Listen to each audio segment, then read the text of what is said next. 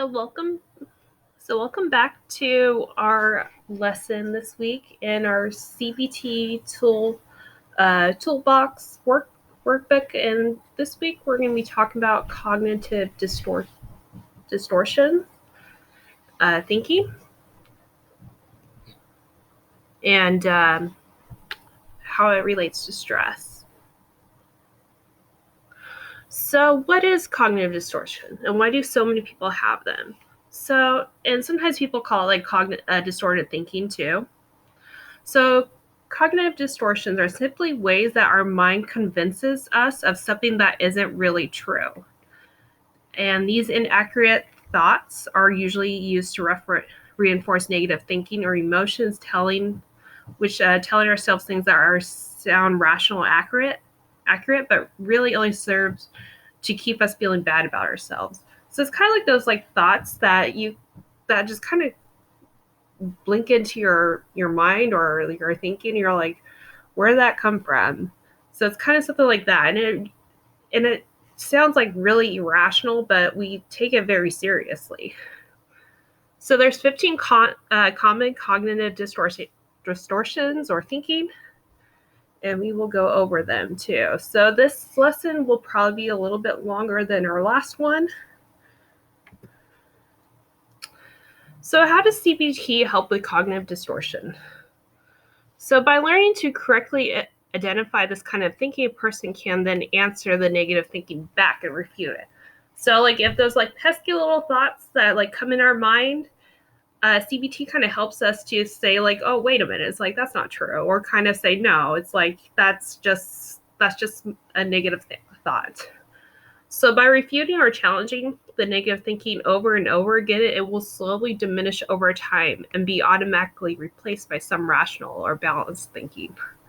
So that's really what CBT does with cognitive distortion.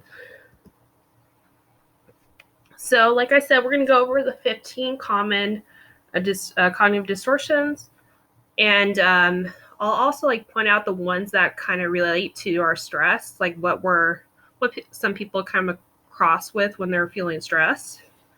So the first one's filtering. So it's kind of like what it means. That a person engaging in filter or mental filtering takes the negative details and magnifies those details while filtering out all positive aspects of the situation. So meaning they just kind of focus on the negative, not really kind of see the positive, and you're just tunnel vision of that negative thinking. For instance, a person may pick out a single unpleasant detail and dwell on it excessively so that their vision of reality becomes darkened or distorted. So that's where the distorted thinking comes in, is that they just kind of have this tunnel vision about this thinking. So when a cognitive filter is applied, the person sees only the negative and ignores anything positive. So they just focus on the negative. They don't see anything positive out of situations. So the second one is polarized thinking, or black and white thinking.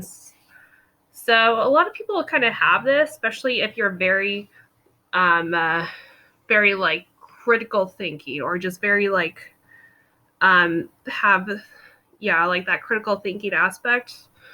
Polarized